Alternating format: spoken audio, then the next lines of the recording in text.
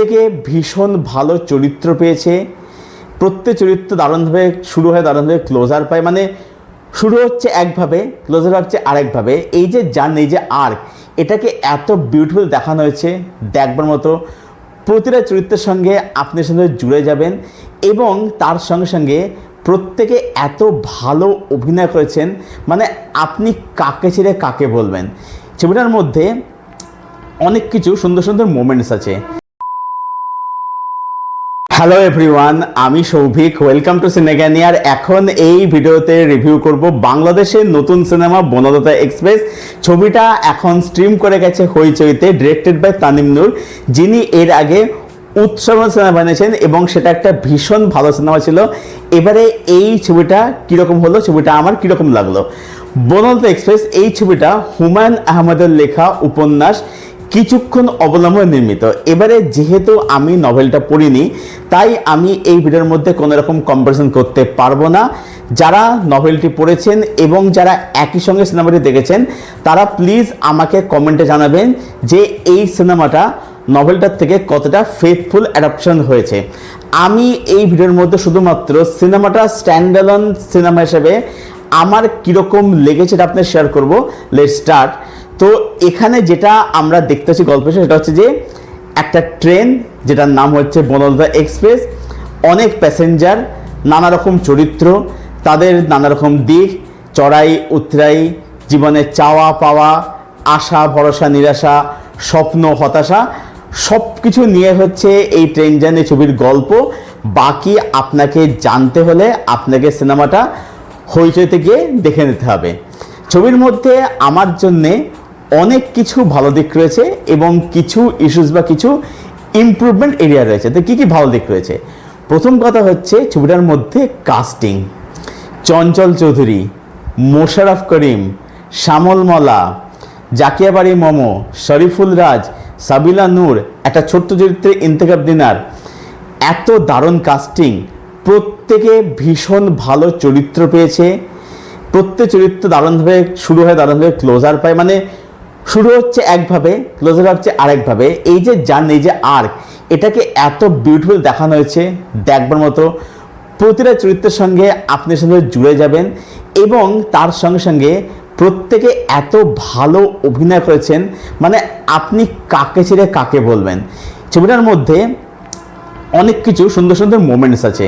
যেমন ধরুন এই যে মোশাররফের চরিত্রটা, শুরুতে ক্যারেক্টার খুব মজাদার লাগে, কিন্তু চরিত্রটার ক্লাইম্যাক্সে গিয়ে একটা দিক উঠে আসে এবং চরিত্রের যেভাবে ক্লোজার পায়, যে চরিত্রের যে আর্কটা এত সুন্দর দেখবার মতো। ছবির মধ্যে চঞ্চলের মোশাররফ করিম, যেহেতু তারা দুজন বাংলাদেশের একদম মানে সিনিয়র মোস্ট বা যাকে বলে যে পিলার যাকে বলে, তো তাদেরকে না সব থেকে ম্যাচে তাকে দেওয়া হয়েছে। যেমন ধরুন একটা জায়গার কথা বলছি, ওই যে তুই গু খা, এই যে এটা ট্রেলার টিজার দেখে হয়তো আপনাদের মনে হতে এরকম কমেডি ফিল হয়েছে না, কিন্তু অ্যাকচুয়ালি ওটা কিন্তু কোনো কমেডি ফিল, যথেষ্ট সিরিয়াস একটা সিন এবং ওটার মধ্যে একটা কিন্তু কাইন্ড অফ সার্কাসের মতো রয়েছে।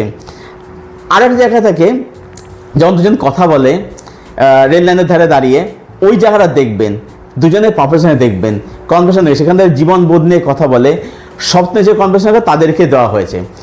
আচ্ছা, এখানে এই যে শ্যামল মলার চরিত্রটা, শ্যামল জাকিয়া বাড়ির মোমোর যে চরিত্র, জাকিয়া বাড়ির মোমো এখানে প্রেগনেন্ট, শ্যামল মলার চরিত্রটা সে হচ্ছে একটা মিশনারিস্টিক পার্সন, মানে সমাজের যে চিরাচরিত যে ধ্যান ধারণাগুলো সেগুলো সে নিয়ে চলছে, but he is not a bad person. ঠিক আছে, তাদের দিক রয়েছে। আচ্ছা, তারপরে হচ্ছে শ্যামল চরিত্রের মধ্যে যে চেঞ্জেস আসে দেখবার মতো। আচ্ছা, এখানে একটা বাচ্চা মেয়ে থাকে, সেই ক্যারেক্টার দেখে খুব মিষ্টার চরিত্র। আচ্ছা, চঞ্চল চৌধুরী এবং বাঁধন, আজমির এক বাঁধন এই ছবির মধ্যে অভিনয় করেছেন। তো তাদের যে দিকটা সেটাও খুব সুন্দর লাগে দেখতে, খুব ম্যাচার লাগে দেখতে, খুব সাটেল ম্যাচার জিনিসটা উঠে আসে। আচ্ছা, এখানে শরীফুল্লাহ যেমন সাবিলা নূর, দুজনের কেমিস্ট্রি, দুজনের যে প্রেম, সেটা এত সুন্দর, এত মিষ্টি লাগে আর কি। মানে চরিত্রগুলো মানে যেভাবে মানে সময়ের সাথে পরিবর্তিত হয়, ভীষণ সুন্দর, ভীষণ সুন্দর। মানে এখানে এই যে ট্রেন জার্নিটা এত সুন্দর করে দেখানো হয়েছে, যখন আপনি সিনেমাটা দেখবেন আপনার মনে হবে যে ওই ট্রেনটার মধ্যে বা জার্নিটার মধ্যে আপনি নিজেও আছেন এবং চরিত্রগুলোর সাথে আপনিও সফরটা করছেন। তো এই যে ফিলটা করাচ্ছে, এটাই সিনেমাটা সবথেকে প্রাপ্তি। এবং মানে ধরুন একটা চরিত্রকে আপনি তারপর হচ্ছে এখানে শরীফ আলীর যে মায়ের যে চরিত্রটা সেটা যেভাবে ক্লোজার পায়, তার যে দিক আছে, মানে এখানে চরিত্র দেখে দেখানো হচ্ছে, মানে চরিত্র যদি এত সুন্দর করে লেখা, আপনি সবার সাথে না ভীষণভাবে জুড়ে যাবেন আর কি। মনে হবে যে আমাদের আশেপাশে মানুষের গল্প দেখানো হচ্ছে। এবার ধরুন একটা চরিত্রকে আপনি এত মানে উপর থেকে একরকম দেখছেন, কিন্তু সেই চরিত্রটা যখন একটা অন্য একটা দিক উঠে আসছে, আপনি তখন না মানে হতবাক হয়ে যাচ্ছেন, অবাক হয়ে যাচ্ছেন যে এই লোকটাকে, মানুষটা কিন্তু এরকম ভাবতাম, এই মানুষটা এইরকম, এই ফিলটা ছবিটা কিন্তু আপনাকে করায়। তো এখানে রাইটিংয়ের কাজ ভীষণ ভীষণ সুন্দর হয়েছে ওভারঅল দেখতে গেলে। এবং পারপাসের কথা বললামই, প্রত্যেকজন সুন্দর চরিত্র পেয়েছে এবং তারা সেই চরিত্র অনুযায়ী ভীষণ ভালো পারপাস এখানে কিন্তু ডেলিভার করেছে। মানে এখানে আলাদা রকম মেনশন করার কোনো ইয়ে নেই যে এ বেশি হলে কম ভালো, প্রত্যেকে ইকুয়ালি দারুণ। ছবিটা টেকনিক্যালি বললো যে ভীষণ ভালো, যেরকম এর মেকিং, ক্যামেরার কাজ, শর্ট টেকিং, কালারের কাজ, সব কিছু টপ নচ, সবচেয়ে টপ নচ। এবং ছবিটা যখন শেষ হয়, শেষটা এত সুন্দর, এত বিউটিফুল, মানে আপনার মনটা ভরে যায়। মানে আপনার এই যে বৃষ্টি যে শটটা, মানে ওটাতে মেটাফোরি দেখতে গেলে হচ্ছে মানে কি বলবো, এটা মুখে হাসি কিন্তু চোখে জল, এই যে ব্যাপারটা এত সুন্দর করে মানে উঠে আসে, ছবিটা ক্লোজার পায় দেখবার মতো। ছবিটা শুরু হচ্ছে একরকমভাবে, কিন্তু ছবিটা ক্লোজার হচ্ছে কিন্তু আর একরকমভাবে। প্রত্যেক চরিত্র খুব প্রপারলি কিন্তু ক্লোজার পায়।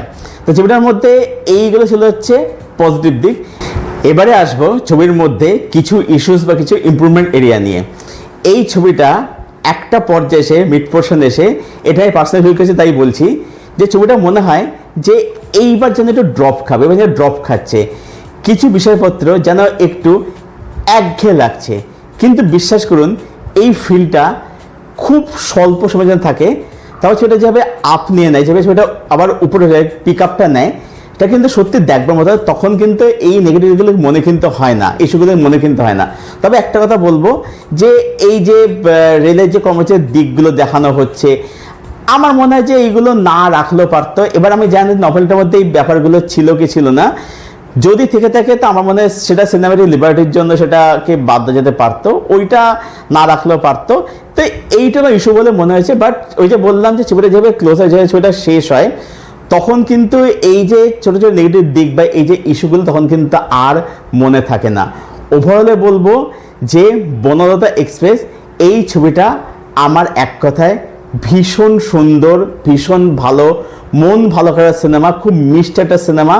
সব মিলিয়ে আমি এই ফিল্মটাকে রেট করলাম 8.5 আউট অফ 10।